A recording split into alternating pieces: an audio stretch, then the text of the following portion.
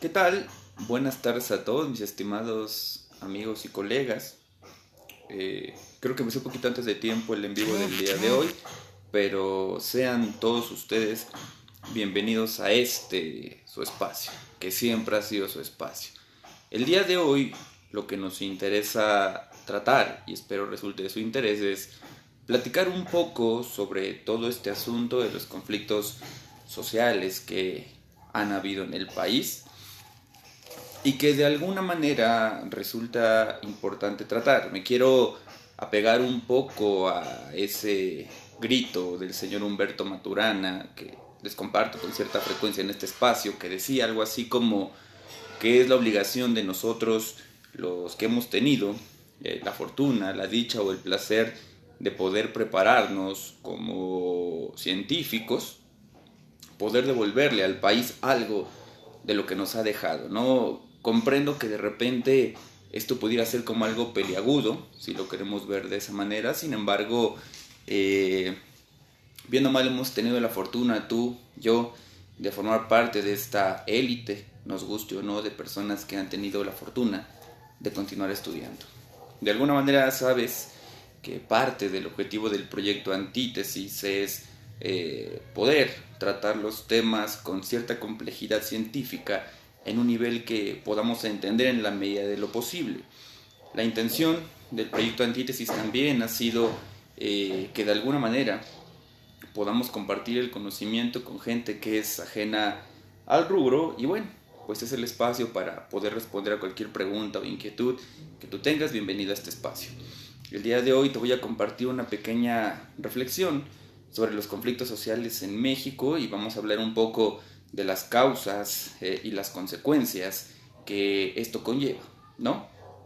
Si bien es cierto y es preocupante al mismo tiempo, nos encontramos en un momento histórico que se caracteriza porque hay cambios constantes. Como sociedad estamos fluyendo, ¿no? Por un lado. Por el otro, lejos de homogeneizarnos como sociedad, nos hemos fragmentado tanto que se ha vuelto complicado poder llegar a acuerdos, poder llegar a negociaciones que satisfagan las necesidades de todos nosotros, de entrada como individuos independientes y de salida como pertenecientes a un grupo de carácter social.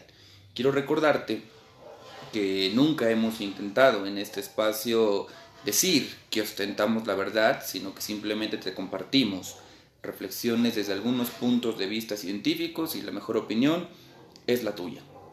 Déjame comenzar.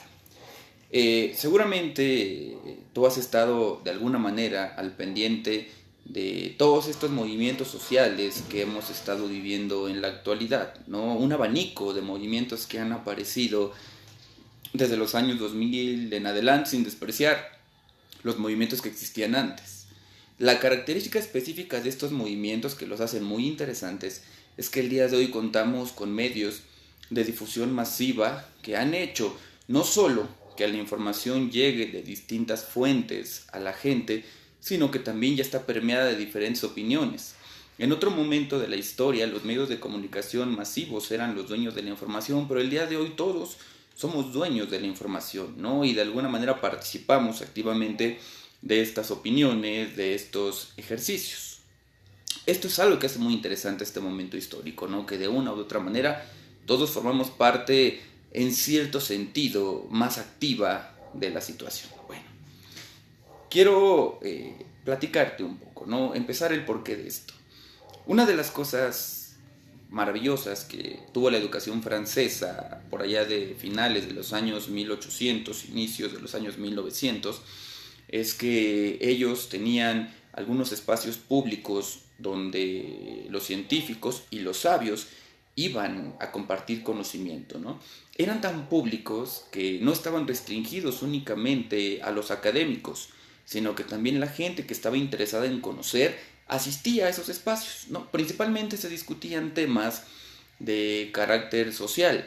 Si bien es cierto que esa discusión de temas sociales era insípida porque no llevaba a ningún lado, al menos era un ejercicio de acercamiento de la cultura, de la educación, del conocimiento, de la ciencia a gente que estaba interesado en ello, pero que por alguna razón no continuaba con sus estudios, ¿no? Bueno, antítesis tiene este objetivo. Vamos a comenzar. En clase, de repente comparto mucho con los alumnos un modelo teórico al que le llaman el modelo sistémico, ¿no? Vuelvo a hacer alusión a esto hasta que nos quede claro. No digo que sea el único ni que sea perfecto, pero es un buen comienzo. El modelo sistémico de alguna manera intenta integrar dos cosas que en otro momento de la ciencia se encontraban o se presentaban como dicotomías: al individuo por un lado y a la sociedad por el otro.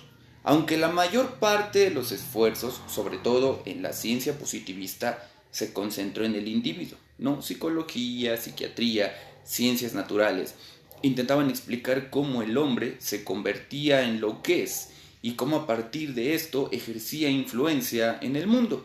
Sin embargo, en mayor o menor medida despreciábamos la influencia del mundo, ¿no?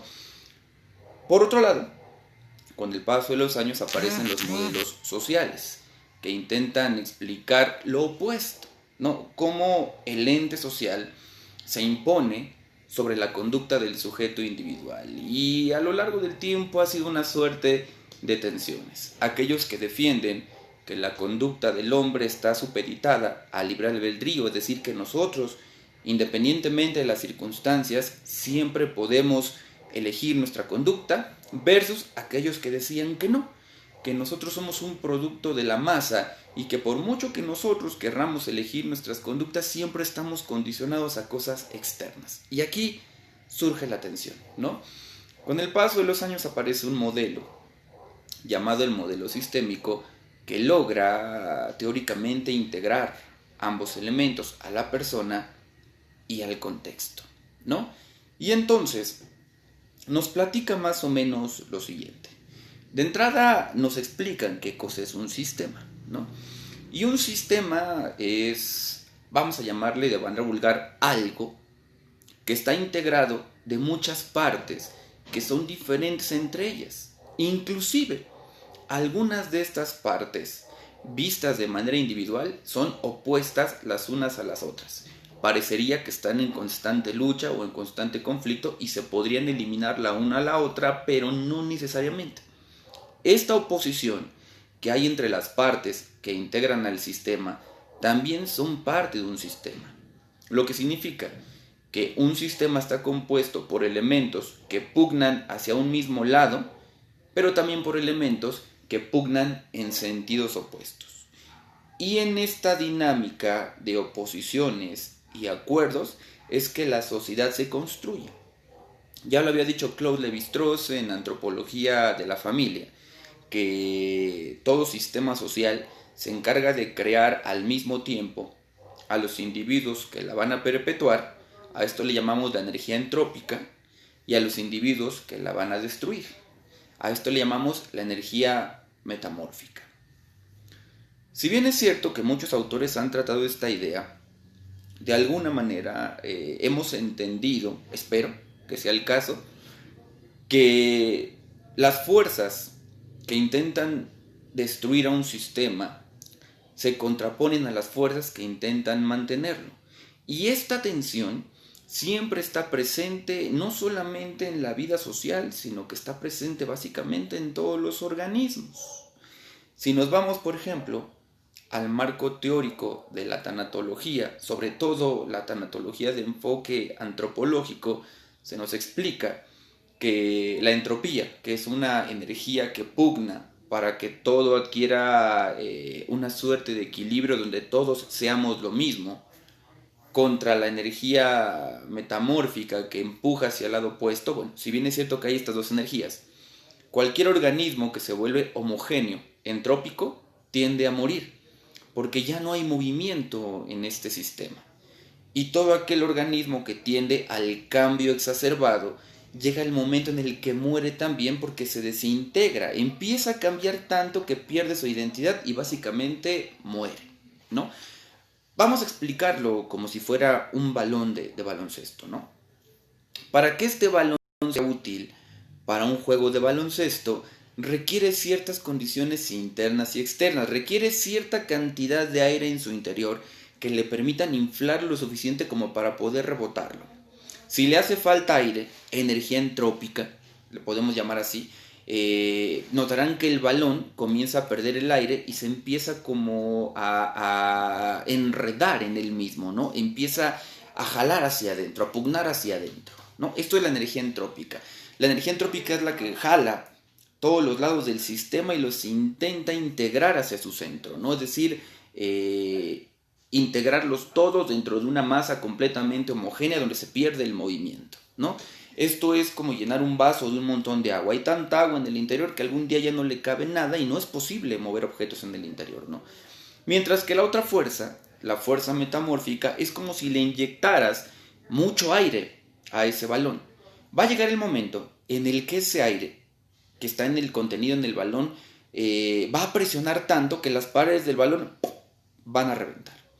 Una sociedad funciona igual. Todas aquellas sociedades que pugnan a parecerse completamente en todo, es decir, a ser individuos homogéneos, donde todos pensemos, hagamos, digamos y sintamos lo mismo, básicamente tiende a la muerte, porque se acaba la energía dinámica que nos permite movernos.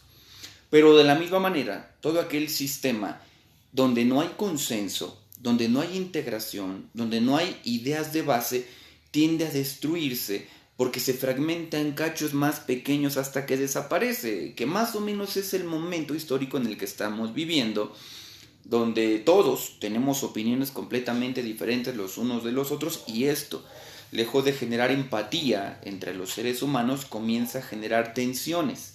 Las tensiones entre los seres humanos se convierten en violencia y la violencia se convierte en destrucción. Notarán, por ejemplo, por poner algunos ejemplos interesantes, que algo que nos une como individuos es el sentimiento de identidad, de saber que pertenecemos a algo, ¿no?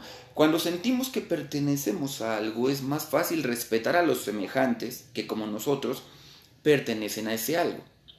Por alguna extraña razón, que no vamos a teorizar el día de hoy, cuando hay algo ajeno a nosotros, solemos destruirlo, solemos extinguirlo de este espacio, de este contexto, porque amenaza con nuestro sistema de tranquilidades, ¿no? Ahora bien, vamos a poner un ejemplo.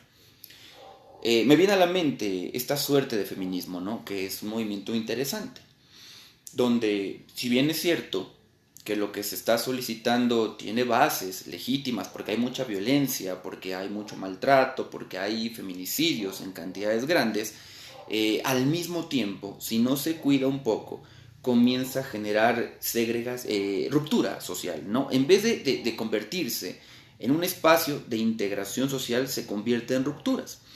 Tú puedes ver constantemente cómo hay de repente los esfuerzos de algunos individuos varones que intentan empatizar con esta ideología feminista al integrarse al movimiento, al opinar sobre el movimiento, a declararse parte del movimiento feminista, ¿no? Es decir, esta suerte de búsqueda de identidad que nos una a todos en vez de fragmentarnos.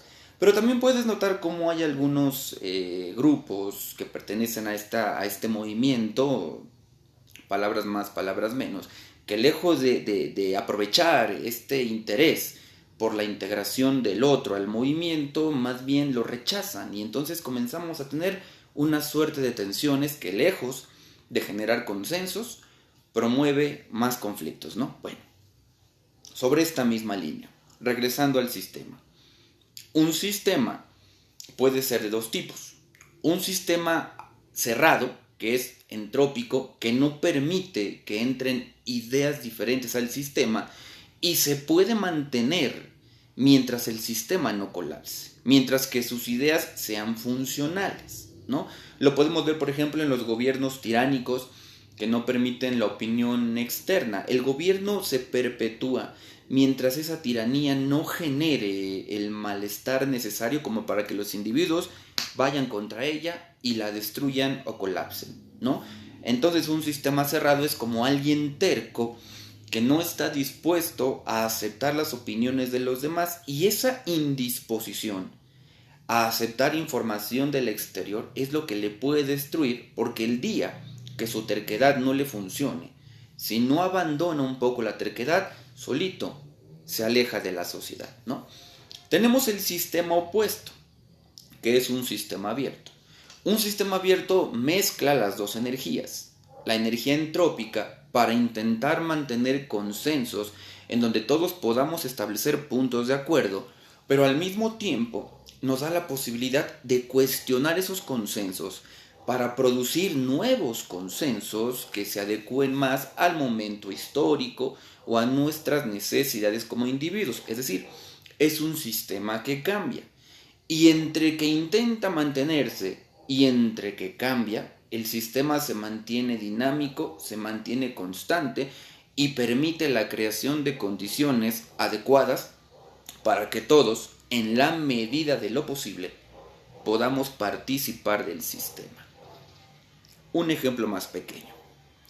Un sistema cerrado es como llegar a una clase tradicional, ¿no? No les tocó a ustedes probablemente, pero en otros momentos del camino no se podía negociar con el maestro las condiciones de la clase. El maestro decía estas son las condiciones y nadie podía decir nada al respecto, ¿no? O te integrabas al grupo o te desaparecías, ¿no? Y más o menos funcionaba, ¿no? En el sentido de que mientras se reconociera que el maestro tenía la verdad y esa verdad que el maestro profesaba en clase funcionara, el sistema se mantenía, ¿no? El maestro era el que conocía. Pero llega el momento en el que cambia el modelo educativo y los alumnos empiezan a dar cuenta que lo que dice el maestro realmente no representa la realidad. Y se lo señalan: maestro, lo que usted me dice no aplica. Lo que usted me dice no aplica. Si el maestro se mantiene firme en su necedad o en su terquedad, llega el momento en el que su conocimiento ya no funciona y el grupo colapsa. Vamos a tener un grupo de alumnos que no van a poder integrarse al mundo porque fueron educados en un sistema cerrado, terco, que colapsa. Sistema abierto. Pues si pensamos nuevamente en las clases, el día de hoy el maestro llega con una propuesta. Así vamos a evaluar, muchachos, la clase, ¿no? Pero como los alumnos vienen de situaciones y circunstancias diferentes, comienza la negociación. Que subirle a la asistencia, que bajarle, que participaciones, que no, hasta poder crear un sistema de consenso en el que todos podamos participar. Evidentemente va a haber desacuerdos y va a haber acuerdos porque de alguna manera la condición para que un sistema se mantenga cambiante y se renueve a sí mismo es que siempre haya un factor de tensión que nos obligue a mejorarnos. Bueno, bajo este modelo sistémico, los teóricos del sistema dicen que hay 4 grandes sistemas, ¿no? O 4 niveles del sistema. El nivel más pequeño somos nosotros como personas. Tenemos una forma de pensar, tenemos una forma de ser, tenemos una forma de opinar, ¿no? Que no es ni buena ni mala. A final de cuentas, todos hablamos desde nuestra experiencia, desde nuestro campo de conocimiento. Y si bien es cierto que no estamos haciendo método científico todo el tiempo, es cierto que estamos experimentando la vida y cada uno de nosotros tiene una opinión diferente a raíz de eso, ¿no? Voy a utilizar de repente unas palabras y algunos ejemplos que quizás suenen incómodos, quizás suenen peyorativos, pero quiero que lo tomen como eso, como ejemplo, ¿no? Vamos a la psicología. La psicología reconoce que tenemos una cosa llamada personalidad. Y esta personalidad se va desarrollando en función de nuestras relaciones con el mundo externo y cómo nos organizamos como personas. Por ende, nuestra relación con el mundo no solamente depende de nuestra estructura mental, también depende de otras características exógenas, bueno, no exógenas netamente, sino que están en el exterior del cuerpo pero que se notan, ¿no? Por ejemplo, una persona, un niño que nace siendo feo, no va a poder utilizar las mismas estrategias que un niño que es bonito, según lo que cada sociedad defina como bonito o feo, lo que va a poner en dos posiciones diferentes a uno y a otro, ¿no? En cierto sentido, en algún momento del camino el feo tendrá ventajas, en otro momento del camino el bonito tendrá ventajas, ¿no? Y esta forma en la que el niño feo y el niño bonito se relacionan con el mundo va a construir la personalidad. Por mucho que nosotros intentemos crear ambientes de igualdad democrática, el ser humano siempre tiene un elemento extra que es la subjetividad, el cómo pensamos y el cómo vivimos la vida a partir del cómo pensamos, ¿no? Voy a poner algunos ejemplos tontos. Ustedes habrán notado, seguramente, que si es cierto que las personas que nacen bonitas tienen más facilidad para conseguir ciertas cosas, también viven ciertos riesgos con mayor probabilidad que los que son feos, ¿no? Por ejemplo, es perfectamente normal, común o natural, no sé si llamarle natural, si es lo adecuado, pero seguramente lo has visto, es como más normal que aquellos hombres bonitos, aquellas mujeres bonitas, sean las primeras personas que se embarazan, ¿no? Porque de alguna manera lo bonito es capturado, llama más la atención que lo feo, ¿no? Entonces, llega a pasar con mucha frecuencia, no quiere decir que es regla, pero llega a pasar con mucha frecuencia que una persona guapa o una hombre o mujer siempre sea asediada por N cantidad de admiradores y a lo mejor de repente caiga, ¿no? Porque pues bien sabemos que la gota que insiste tanto en caer sobre la piedra la agujerea, ¿no? Y el feo, como nadie lo pela, tiene menos posibilidades de repente de relacionarse sentimental o emocionalmente con alguien, ¿no? Lo que le representa desventaja en el sentido de que no es popular y eso le va a pegar en el autoestima. Pero a lo mejor le representa una ventaja porque al no tener otra cosa mejor que hacer o trabajo o estudia, ¿no? Entonces, estas condiciones físicas, sociales, económicas, culturales, nos guste o no, nos empujan a ver la vida desde puntos de vista diferentes y todos son igual de válidos, ¿no? Bueno, entonces el primer sistema somos tú y yo, con nuestra forma de pensar. Y pensamos así, porque tenemos ciertas características físicas, mentales, emocionales, económicas, culturales, sociales, que fueron recibidas por los otros. Y en estos intercambios yo hice mi forma de ser y de pensar. Podrá sonar dañada, podrá no sonar dañada, pero a final de cuentas no hay un ser humano sin alguna marca emocional, ¿no? En un segundo momento vamos a encontrar una cosa llamada el mesosistema, ¿no? Que básicamente son todas aquellas personas con las que yo me relaciono, mi familia, mis amigos, los compañeros del trabajo, en este momento con ustedes, ¿no? Que a partir de su opinión, de su forma de ser, de su forma de pensar, de su forma de juzgarme y de tratarme, también regulan mi conducta. Lo que significa que hasta aquí una parte de mi conducta es mi responsabilidad por mi forma de construirme como persona. La otra es tu responsabilidad de la gente que me rodea por la forma de responder a mis conductas. Por ejemplo, un niño que es muy pequeño, que aún no identifica, y algunos sí, la diferencia entre lo que está bien y lo que está mal, decide su conducta en función del premio o el castigo. Un niño que de repente le dice a su mamá una grosería y que recibe por parte de la familia una risa y más cariño, pues entenderá que esta grosería se reproduce. Entonces su conducta va a ser su responsabilidad de él porque a partir del segundo momento que diga la grosería es su elección. Pero también fue en función del eco, la resonancia que el grupo le devuelve. Entonces hasta aquí nuestra conducta depende de nosotros como personas, pero también depende de la gente con la que nos relacionamos, ¿no? En un tercer momento está el exosistema, que son todas aquellas relaciones que no tienes tú como persona directamente, pero que sí tiene tu mesosistema. Es decir, tu mesosistema directo es tu papá. Tu papá cuando va al trabajo se relaciona con sus amigos del trabajo, con su jefe. Amigos y jefe que probablemente tú no conoces, pero que en esta relación que tu papá tiene con esos amigos y con ese jefe, también están cambiando la conducta de tu papá. Por tanto, tu papá está siendo modificado en su propio mesosistema. Cuando tu papá llega a tu casa y se relaciona contigo, ya no solamente trae sus mensajes como tu papá, también trae los mensajes del entorno donde él se ha movido. Y entonces tu papá ha sido modificado por el contexto y esa modificación que el contexto ha hecho sobre tu papá llega a ti, de alguna manera, ¿no? A lo mejor a ti no te interesaba estudiar una licenciatura y tú estabas tranquilo, ¿no? Quitado de la pena, a lo mejor tenías un negocio y estabas contento, ¿no? En la medida de lo posible. Y de repente tu papá se va a una fiesta de la oficina y su jefe o su compañero de trabajo con el que no se lleva bien le está jode y señale, oye, fíjate que yo tengo un hijo que está estudiando en tal universidad y entonces se la pasa presumiéndole a tu papá todo el tiempo que él tiene un hijo que es universitario.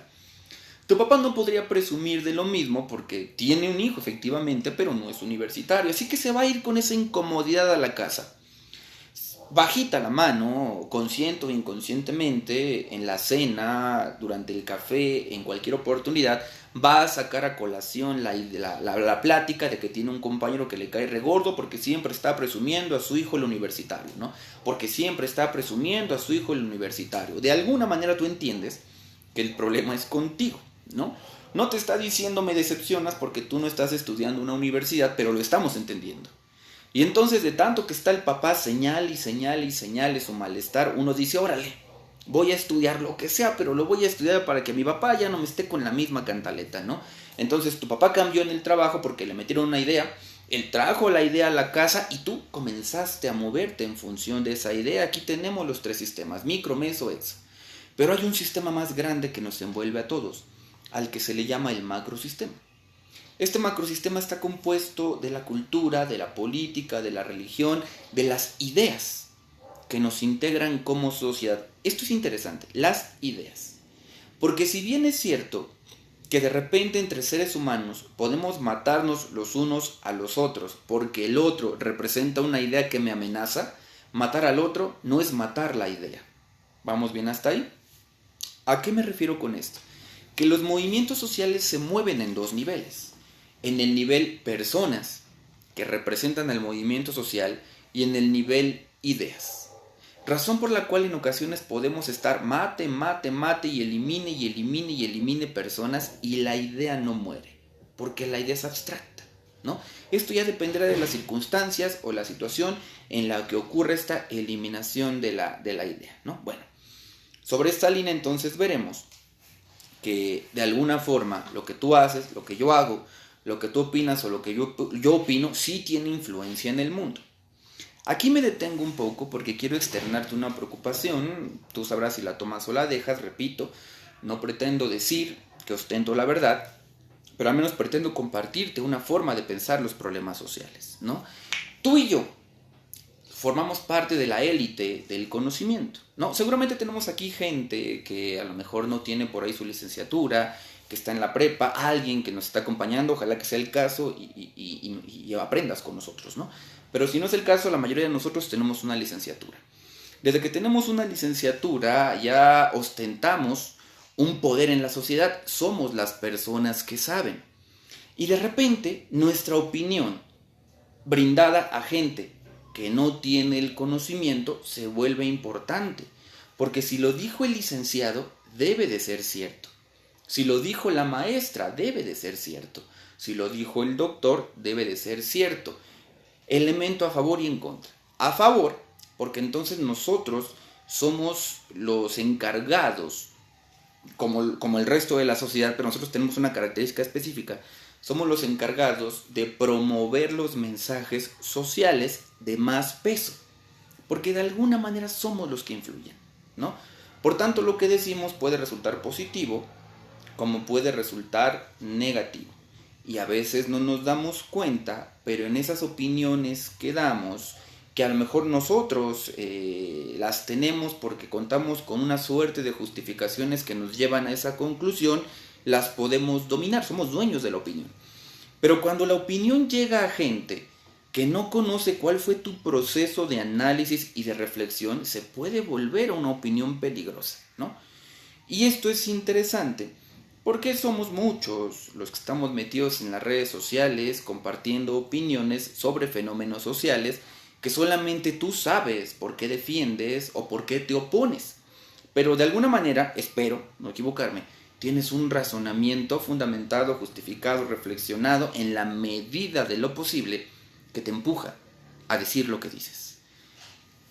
Pero si estos razonamientos, estas explicaciones y estos fundamentos no llegan a la gente tergiversa el saber y se puede volver gente peligrosa, ¿no? Vamos aquí. Quiero detenerme un poco, ¿no? Nosotros llevamos tiempo pensando y peleando sobre si las conductas que tenemos son buenas o son malas. Voy a compartirte algunos principios sociológicos de la conducta, ¿no? Tengo aquí unas notas que de aquí me voy a valer. Aparece, por ejemplo, en el mundo de las reflexiones socioantropológicas una idea que dice que las actividades socialmente útiles o nocivas, es decir, lo bueno o lo malo que pretendidamente hacemos como seres humanos, son el efecto de todas las causas determinantes internas y externas que la compelen al acto heroico o al acto delictuoso. ¿Qué significa esto? Que lo que nosotros hacemos, para bien como para mal, no son decisiones improvisadas, son producto de lo que hemos vivido como lo hemos vivido, ¿no? Por tanto, nuestra opinión es válida, pero no es una opinión que sea capaz de integrar las experiencias de todas las personas, ¿no? Te voy a poner un ejemplo pequeño. Puede ser un ejemplo a lo mejor controversial. Te pido por favor, yo sé que tú tienes tus opiniones al respecto, tus posiciones, te pido por favor que el día de hoy simplemente escuches la idea, ¿ok? Antes de ponernos a repelar y a debatir innecesariamente, quiero que escuches la idea de lo que te voy a compartir, ¿no? Hace bastantes años, el Manual Clínico Diagnóstico DSM, que utilizan los psicólogos y los psiquiatras para diagnosticar, consideraban a la homosexualidad como una enfermedad, ¿ok? Voy a poner como ejemplo la homosexualidad, pero repito, no es un rollo de carácter misógino porque después no quiero ser el lady misógino, no quiero que escuches la idea, por favor. Se consideraba una enfermedad mental, un trastorno, por razones varias, ¿no? De entrada, porque no era normal, entendiendo por normal algo que ocurriera todo el tiempo, ¿no?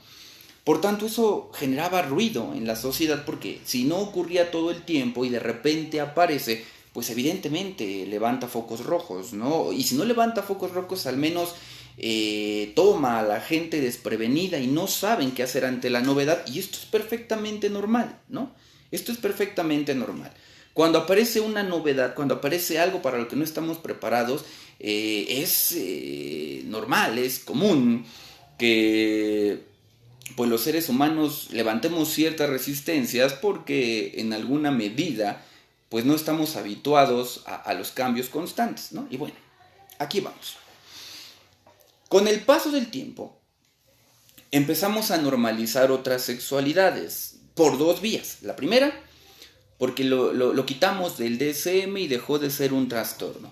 La segunda, porque al quitarse del DSM y dejar de ser tratado como trastorno, empezó a convertirse en una de las tantas posibilidades de conducta del ser humano. Y entonces empieza una lucha por el si se debe aceptar o no estas nuevas sexualidades, ¿no? Podría ser que estoy utilizando los conceptos inadecuados, no es una charla estrictamente científica, es una charla para que nos entendamos, ¿ok? Y entonces comenzamos a normalizar estas suerte de sexualidades y hasta ahí todo bien. Sin embargo, la cosa se pone interesante a partir de aquí, ¿no? Porque una cosa es normalizar las sexualidades y otra cosa es normalizar las conductas. Te voy a platicar una historia interesante, yo estoy seguro que no es una regla, pero es algo que uno ve en clínica, ¿no? Puedes darte cuenta cómo si hablamos, por ejemplo, de sexualidades distintas, vamos a encontrar dos tipos de sexualidades. Llámala una sexualidad heterosexual, homosexual, la que tú quieras. Dos tipos de sexualidades. Sexualidades elegidas en la medida de lo posible dentro de un ambiente de salud mental, ¿no? Hubo las oportunidades idóneas, experimentaste tu vida, no viviste una situación traumática durante tu infancia, y entonces tú llegaste a cierta edad en la que dijiste voy a ser heterosexual o voy a ser homosexual. Ahí está, sin problema, ¿no? Pero hay personas que han sido víctimas de abusos sexuales en la infancia, ¿no? Y de repente esta experiencia del abuso sexual ya interrumpe el desarrollo normal, no traumático, de la elección de una sexualidad. Y hay una suerte de personas, sobre todo en un mundo como el nuestro, que al parecer se ha pervertido un poco más, perversiones que siempre ha habido, ¿no? Pero que hemos sido más libertinos al respecto. Hay personas que han tenido la experiencia de ser víctimas de abusos sexuales y de repente su sexualidad, su elección de género, de objeto de amor, se encuentra atravesada por estos momentos de sufrimiento, por estos momentos de dolor, ¿no?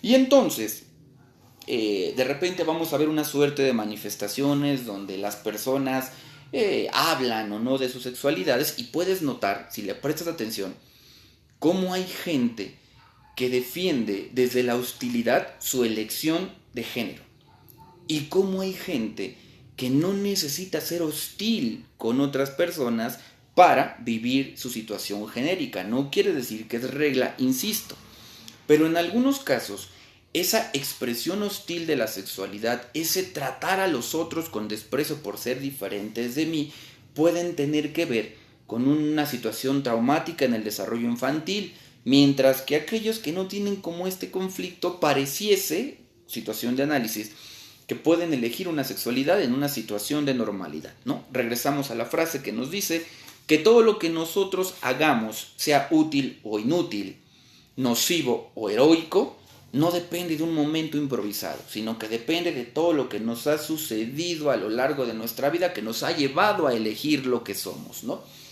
Me llega a la mente una experiencia que ocurre en medio de este apogeo feminista muy interesante, en donde se comienza a luchar por la no sexualización del cuerpo de la mujer, y maravilloso, ¿no? Porque de alguna manera se pretende que al hacer eso se reduzca la tasa de delitos sexuales, ¿no? Y comienzan los movimientos feministas. Hay que quitar la sexualización de la mujer de los comerciales de alcohol. Hay que quitar la sexualización de la mujer del cine, de la televisión, de todos lados. Y comienza a haber esta emancipación y este empoderamiento femenino maravilloso. Hasta que en algún momento del camino, ejemplo que ya había citado antes, este movimiento llega a la Fórmula 1. Y la Fórmula 1 le dice a sus escorts, miren, yo me sumo a la lucha social, yo no quiero problemas. ¿Saben qué es? Señoritas, miren, no es mala onda, voy a prescindir de ustedes, pues porque no podemos tratarlas de esa manera jamás, ya no más, ¿no? Y entonces quitan a las escort y empiezan a poner a niños que empiezan a ocupar este lugar, ¿no? Y ocurre un fenómeno interesante, porque empieza una discusión entre el movimiento y las escort, ¿no? Las escort decían, mira, yo me considero una mujer feminista, me sumo a tu lucha, estoy de acuerdo que no se nos sexualice, pero esto ya afectó mi trabajo, ¿no? Es muy heroica tu intención y está muy bien, pero al menos en este caso, a mí ya no me está generando un beneficio. A mí ya me está perjudicando, yo nunca me he sentido violentada, y si es el caso, yo sé cómo poner mis límites, yo he apelado a esto, me he defendido, ¿no? Y entonces aparece esta suerte de momentos en donde las conductas humanas, tanto malas como buenas, también producen un efecto contrario, ¿no? Lo que significa que todo lo que nosotros hagamos, para bien o para mal, siempre va a traer algo positivo y algo negativo. En este punto me detengo, ¿no? Porque nosotros, como sujetos sociales, sobre todo que de repente a lo mejor no hemos tenido el tiempo de detenernos a pensar, estamos pugnando por buscar una sociedad justa, ¿no? Y si nos ponemos epistémicos, lo primero que tendríamos que preguntarnos es ¿qué es la justicia? Voy a citar rápidamente un pensamiento de un filósofo, Maquiavelo, ¿no?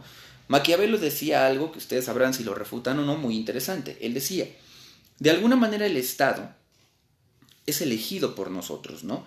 Y gracias a que el Estado existe, nosotros podemos seguir siendo los sujetos morales que pregonamos ser.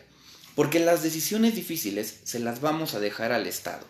De forma tal que si algo nos incomoda, no seamos nosotros los que tengan que meter la mano. Le vamos a pedir al Estado que lo haga, ¿no? Y si el Estado utiliza medidas que afectan o atentan contra los derechos humanos, el Estado es el responsable, yo no.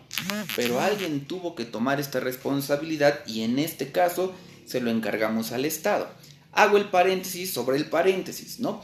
Pensemos un poquito en lo que le demandamos a la justicia, ¿no? Y esto es muy interesante. Tú escuchas en todos los noticieros que hay un incremento en la tasa delictiva, hay un incremento en la inseguridad a nivel nacional en todos los sentidos. Y entonces escuchas cómo señalan constantemente, el gobierno fracasa, el Estado fracasa, el Ministerio Público no nos brinda las atenciones, no hay justicia, los encargados de la sociedad son unos ineptos.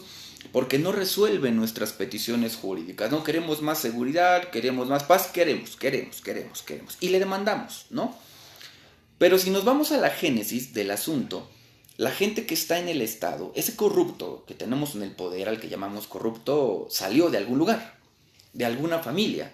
Fue un microsistema, y ese microsistema fue educado por una familia, un mesosistema, que a su vez fue educado por un contexto, un exosistema, y que al final está lleno de ideas sociales, un macrosistema.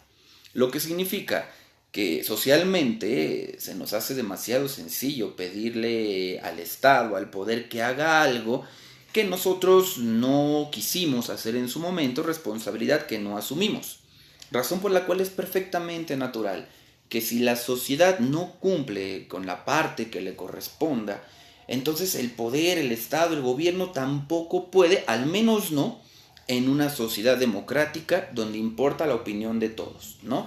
Si le dejásemos a este Estado la posibilidad de volverse tiránica, de volverse dictadora, probablemente por el uso de la fuerza y la coerción podría lograr lo que estamos solicitando. Entonces estamos como en un atropello entre solicitar mano firme con las cosas que nos incomodan, pero al mismo tiempo libertad de expresión. Aquí es donde les comparto que podemos ser contradictorios, pero dentro de esta contradicción aprendemos cómo a regularnos, a llegar a negociaciones como sociedad. Cito una segunda frase que dice: no existe nada intrínsecamente bueno o malo, sino con relación a la utilidad o al daño que de ella deriva para el individuo o para la especie. Lo que intentan decir los antropólogos y los sociólogos con este tipo de expresiones es que dependerá mucho de las subjetividades lo que entendamos como bueno o lo que entendamos como malo. ¿Y para qué lo hemos hecho? ¿No? De alguna manera nosotros somos capaces de cometer las conductas más atroces con la bandera de necesarias, de justas, de heroicas, de legítimas. Como también somos capaces de cometer las conductas más amables en pro de daños al mundo, a la moral, a la gente en general, ¿no? Bueno, volvemos a este punto interesante. Todos tenemos algo que pedirle a la sociedad. Estamos en un momento de cambio, estamos en un momento de metamorfosis. Sin embargo, si nos detenemos un poco, regresando al principio, no hemos construido nuevos consensos donde haya acuerdos. Queda reconocido a través de la historia que mientras no encontremos esos puntos comunes de acuerdo, nuestra sociedad está destinada a desaparecer. Es decir, antes éramos muy entrópicos, éramos muy tercos, muy necios. No estábamos dispuestos a aceptar influencias externas y nuestro sistema empezó a fracasar. Eso nos obligó a ser más abiertos. Por ejemplo, en el derecho se dio una cosa a la que se le llama el constitucionalismo, ¿no? Que tiene, de manera vulgar, la intención de escuchar a todos los ciudadanos y en función de ello generar los contextos y los ambientes necesarios para que todos podamos desarrollarnos en la medida de lo posible. Fue una buena idea porque escuchas a todos. Fue una mala idea porque a veces tenemos intereses opuestos que nos hacen entrar en tensión. De alguna manera, en este sentido, es trabajo del Estado, de la Constitución, generar los pisos de acuerdo en el que podamos pararnos para a partir de ahí establecer estas negociaciones. Voy a ponerte un ejemplo más sencillo para que veas a qué me refiero. En un salón de clase, te lo platico como maestro de universidad, pasan cosas interesantes. Los alumnos que van a una universidad no vienen de la misma colonia y no vienen por las mismas vías de acceso, vienen de lugares completamente diferentes. Lo que significa que si un maestro dice que entramos a las 7 de la mañana, no a todos les es posible entrar a las 7 de la mañana porque a veces hay cosas extraordinarias que les van a impedir llegar a tiempo a su hora de clase, ¿no? Habrá alumnos que digan, sí, maestro, a las 7 de la mañana está bien porque pues, si saben que viven lejos, que se paren más temprano, ¿no? Pero estas condiciones de trabajo van a afectar a aquellos que no pueden cumplirlas estrictamente, ¿no? Entonces en un salón de clases un maestro dirá, voy a ponerle tanto valor a la asistencia, tanto valor a la lectura, tanto valor a las tareas, tanto valor a las actividades extra, ir al teatro, ir al cine. Y vamos a empezar a escuchar a los alumnos, que habrá quien te diga, es que profe, yo no puedo llegar temprano por esto, profe, es que yo no puedo leer porque trabajo, profe, es que yo no puedo ir al museo porque no me alcanza el dinero, profe, la razón que tú quieras. Nos daremos cuenta que todos vivimos en circunstancias completamente diferentes. Y entonces intentar llegar a una negociación tomando en cuenta este mundo de situaciones antagónicas en las que vivimos, podría convertir en un caos la clase si no se generan situaciones de consenso. Lo mismo pasa con la sociedad. Todos queremos algo diferente, ¿no? Y mientras más microgrupos vayamos creando, más cosas diferentes le pedimos al Estado. Observa nuestro derecho, ¿no? Nuestro derecho ya no solamente contempla delitos generales, también hay un apartado específico para los delitos de género, hay un apartado específico para los delitos contra los infantes, hay un apartado específico para los delitos contra los adultos mayores. Es decir, mientras más grupos sociales hagamos de esta gran masa de sociedad que somos, el derecho tiene más trabajo, necesita crear cada vez leyes nuevas que sean capaces de integrar a todos, lo que significa que nuestro sistema jurídico se empieza a volver cada vez más complejo y más complejo y más complejo y por ende más difícil de sostener, ¿no? Si antes de la existencia del feminicidio y del infanticidio, ojo, no estoy diciendo que por eso no deben existir, ¿no? Simplemente es una suerte de análisis. Si antes de la existencia del feminicidio y del infanticidio ya teníamos el delito hasta acá, que las instituciones encargadas de coadyuvar y de administrar justicia no eran capaces de resolver, si le sumamos nuevos delitos, entonces sobresaturamos el sistema y este se vuelve más lento, ¿no? Lo que significa que la vía jurídica, aunque es importante, no es la respuesta absoluta a nuestros problemas, ¿no? Seguimos sobre la misma línea de discusión. Tenemos un pequeño problema de carácter ético-moral que no hemos logrado resolver, o al menos no hemos querido reconocer, ¿no? No hay filósofo y no hay sociólogo que haya defendido en algún momento del camino a una persona que daña el mundo, ¿no? Y este filósofo y este sociólogo, si alguna vez ha defendido a un sujeto que genera daño, lo ha hecho por alguna razón que es particularmente de interés para él o para un grupo social de carácter pequeño. Pero en general, todos estamos de acuerdo que cuando alguien hace algo malo que nos daña a todos, no hay cómo defenderlo, ¿no? No lo decimos de manera abierta, pero en el consenso que no se dice, estamos de acuerdo, y esto ha sido a través del desarrollo social en todas las épocas, que una persona que va en contra del sistema y que hace sentir incómodo al mundo en general, merece un castigo. Y en el peor de los casos, merece la muerte. Nosotros lo hacemos en nuestra vida personal, ¿no? Le recriminamos al Estado que haga cosas que nosotros, en escala más pequeña, hacemos, ¿no? Nosotros somos rencorosos y de repente nos enojamos con el Estado cuando es rencoroso con el mundo. El Estado no es un ente ajeno a nosotros. El Estado está compuesto de personas, representado por personas, creado por personas, ¿no? Por tanto, si bien es cierto, voy a hablar del robo como ejemplo, si bien es cierto que robar es un delito,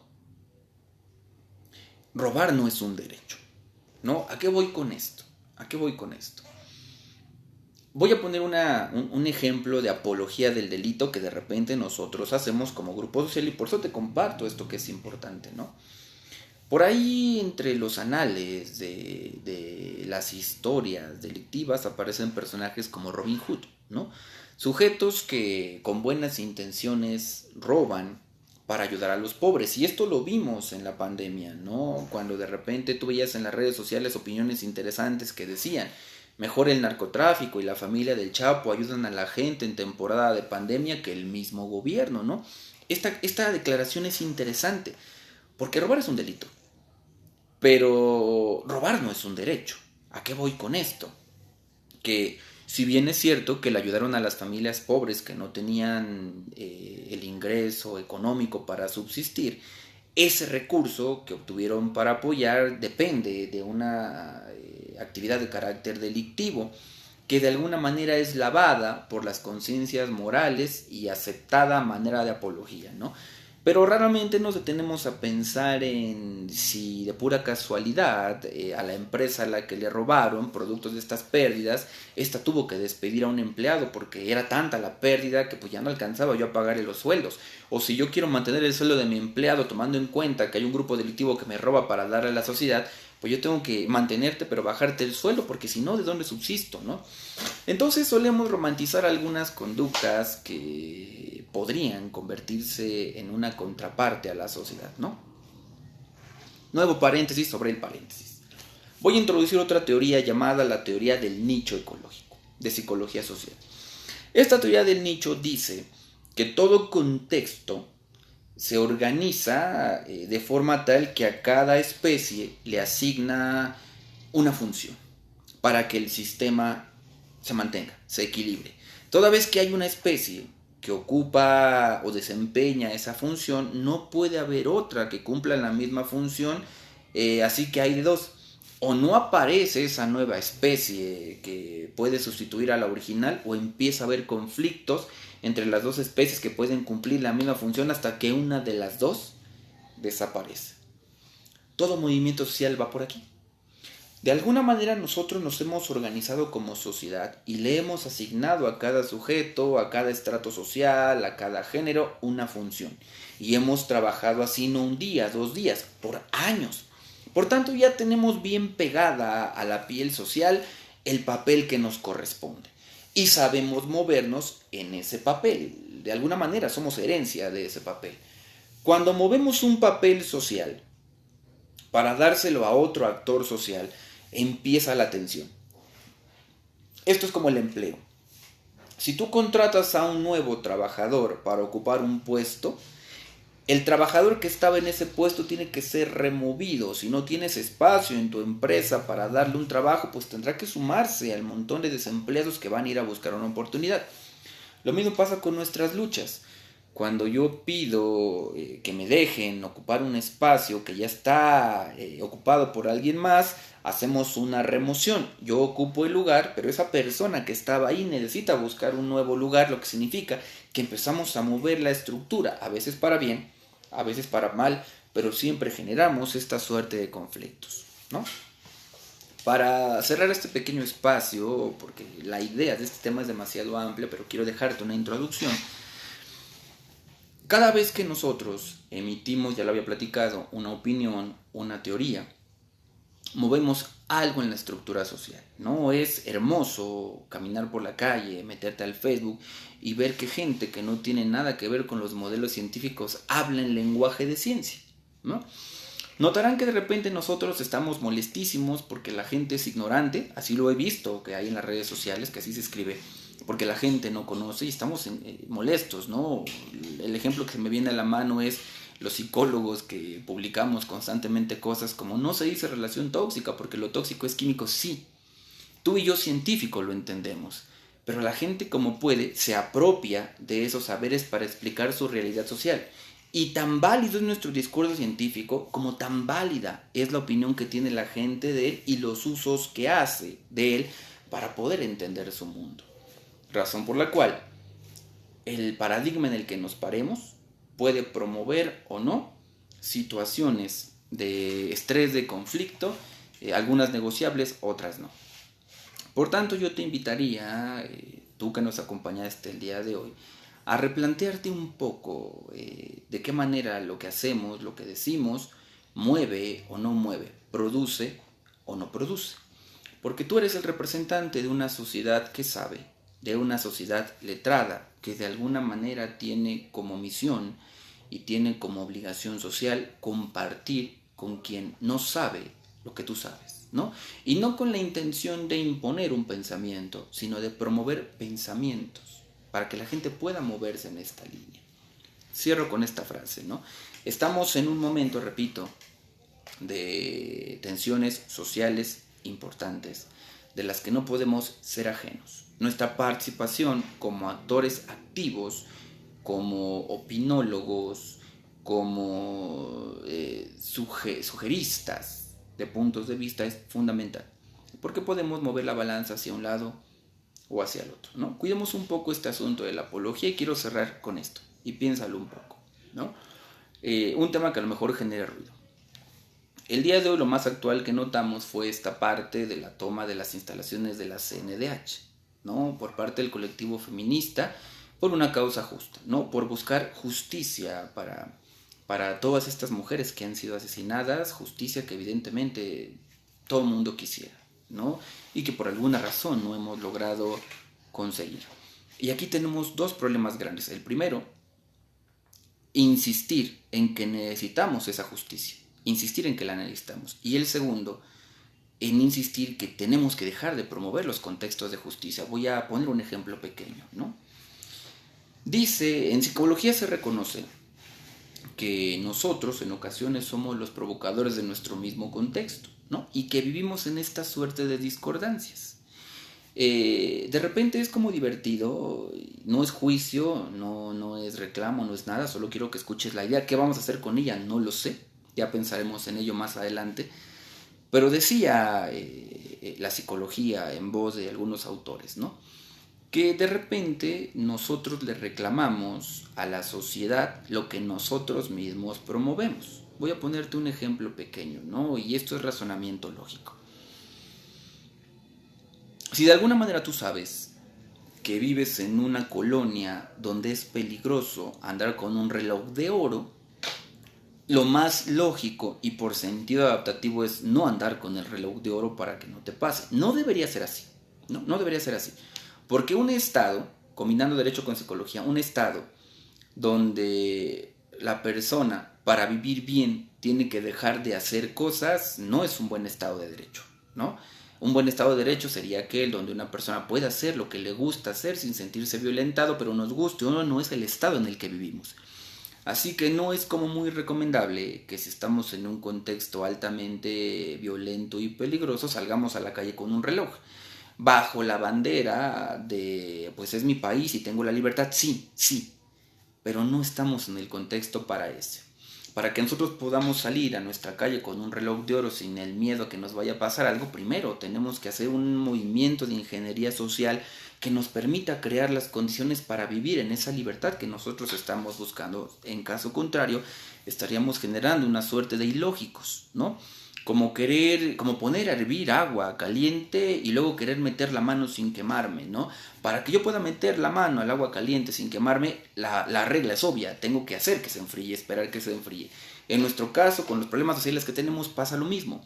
Si bien es cierto que es importante exigir justicia, si bien es cierto que es importante demandarle al Estado, a las instituciones que respondan, es igual de importante que nosotros, como sujetos sociales, formemos parte activa de esta dinámica de prevención, que dejemos de generar esos sujetos violentadores, ¿no? Pero aguas, voy a volver a hacer la mención de la frase de hace un momento. No existe nada intrínsecamente bueno o malo, sino con relación a la utilidad o al daño que de ella deriva para el individuo o para la especie. En palabras que nos entendamos, nosotros nos hemos dedicado a condenar el lenguaje. Nos hemos dedicado a utilizar lenguaje inclusivo, nos hemos dedicado a condenar videojuegos, nos hemos dedicado a condenar series, nos hemos dedicado a condenar un montón de cosas. Que sí podemos hacer que se quiten del consumo social. Pero quitar todos esos productos del consumo social no quita la idea de la gente que tiene la intención de ser mala. Así que como tal el problema no recae exclusivamente en la conducta, sino en la intención que está detrás de la conducta. Es cierto que de repente los memes que hay en las redes sociales podrían resultarnos ofensivos, ¿no? Y habrá gente que lo tome con ofensa, habrá gente que lo tome con humor. A final de cuentas, el meme no es el peligroso. El que es peligroso es la persona que tiene una intención más allá del meme, ¿no? Y esto ha sido comprobado socialmente. En algunas, vamos a Estados Unidos, ya lo hemos platicado, Columbine, ¿no? Cuando fue la matanza de niños en Columbine se presumió que fueron los videojuegos, que fue la música, y cuando se compara este videojuego y esta música con lo que se escuchaba y se jugaba en otros países, se dieron cuenta que era lo mismo. La música de los países violentos de repente era la misma música de los países que no eran violentos, y el problema no estaba en la música, el problema estaba en el valor social. Nosotros nos hemos dedicado a solicitar un montón de leyes y está bien. El único problema, y te lo digo desde la psicología, específicamente la conductista, es que la ley solamente entra en la persona que ya tiene la ley internalizada. Si una persona no tiene una ley interna que lo controle, la ley externa no funciona para nada. Por tanto, nos podemos desgastar en la creación de leyes y esas leyes nuevas que estamos creando no van a hacer otra cosa más que presionar sobre el sujeto que ya respeta. Por ende, no es que quitemos la ley, sino que debemos también concentrar los esfuerzos en crear a personas que internalicen la ley. No, nosotros hemos satanizado mucho estas instituciones de control, estas educaciones controladoras, pero la ley, al menos desde psicología y esta explicación, quizás tú tengas otra, la ley entra desde afuera, ¿no? Un niño no nace con ley. Un niño aprende la ley de las consecuencias que tiene el entorno, ¿no? Y si el entorno le permite, la ley se vuelve permisiva. Si el entorno le contiene, la ley se vuelve más restrictiva, pero no por eso represiva. Es decir, le va a enseñar a la persona a elegir cuándo sí y cuándo no puede realizar conductas. Esto le va a generar empatía, esto le va a generar la capacidad de poder respetar al otro, ¿no? Nosotros nos hemos aflojado mucho en el sentido de la ley, de ayudarle a la gente a internalizar las normas morales, porque ni siquiera tenemos ya normas precisas de las que valernos. En algo estamos de acuerdo. No queremos más violencia, en algo estamos de acuerdo, no queremos más injusticia. Ya tenemos los primeros acuerdos. La pregunta es, ¿dónde los vamos a construir? ¿Cuál es la forma en la que vamos a educar a una persona para que aprenda la ley? Vuelvo al punto. Habrá gente que aprenda la ley por las buenas, y eso está bien. Pero no todas las personas responden al mismo aprendizaje. Hay gente que necesita de la consecuencia para aprender de la ley. Por tanto, una consecuencia cuando la persona está en desarrollo, una consecuencia que aparece en el momento oportuno cuando la persona está en desarrollo, puede ser la respuesta, la solución, la forma de impedir que después sea más tarde. Cerramos. Te invito nuevamente, insisto, si tú tienes algo que te gustaría compartir, alguna reflexión, si tienes alguna idea de cómo podríamos entrarle a esta educación cultural para no recargar la responsabilidad en la ley nada más, en el Estado, en las instituciones, sino integrar a la gente a este proyecto social que nos va a sumar a todos y nos va a traer un beneficio, este espacio es para ti. Bienvenido como siempre a Antítesis, gracias por acompañarnos. Repito, no tenemos la intención de decir que somos, en este caso, por mí, el que ostenta la verdad, pero sí quiero invitarte a pensar un poquito sobre lo que hacemos, ¿no? De repente tocaremos temas delicados, controversiales, con la intención de que podamos pensarlos y repensarlos. Recordemos que si seguimos haciendo lo mismo que hemos hecho siempre, y este mismo que hemos hecho siempre no nos funciona, seguirlo haciendo y recrudecerlo va a seguir sin resultados. Es momento de pensar en otras formas alternativas de sacar adelante estas situaciones. Ya no solamente es un mundo de conflicto, ¿no? Ya no podemos dejar de lado el aspecto ambiental. En otros momentos podíamos a lo mejor destruir el mundo para ser escuchados, pero el día de hoy el mundo ya está destruido como para destruirlo más. Quizás hay gente que no lo ha pensado, pero mientras más deterioremos el mundo, tendremos menos lugar, menos espacios y menos oportunidades para disfrutar todo aquello por lo que se supone que hemos estado luchando. Por mi parte, mis queridos licenciados, amigos, maestros, compañeros, gente que nos acompaña, es todo. En otra segunda emisión vamos a hablar un poquito más a profundidad y más a detalle estos fenómenos sociales que nos interesan. Espero que tengas un bonito fin de semana y es viernes y toca. No una cerveza, un té, una película, nada más. No afectes a los demás. Por hoy es todo, que tengas buena noche. Nos vemos a la siguiente.